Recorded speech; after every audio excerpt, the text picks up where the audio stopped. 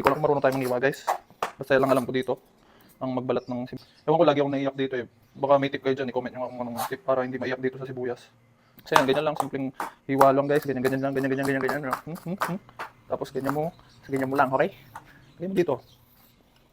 Kayo nang bahala guys kung gusto nyo igisa to. Pero sa akin kasi hindi ko ginigisa eh. Ito naman nyo guys. Oh. Perfect, naiyak na ako, shit. Oh my god, nasa sa mata. So yan guys, oh.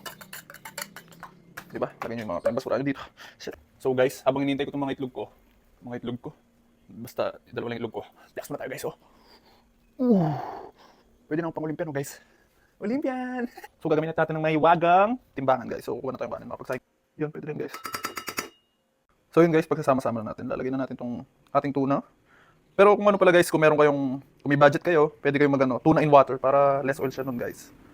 Kasi tuna in water nga eh, hindi nga oil eh, di ba? Yan guys, ganyan lang ang meal natin for today's video. Alright. Thank you!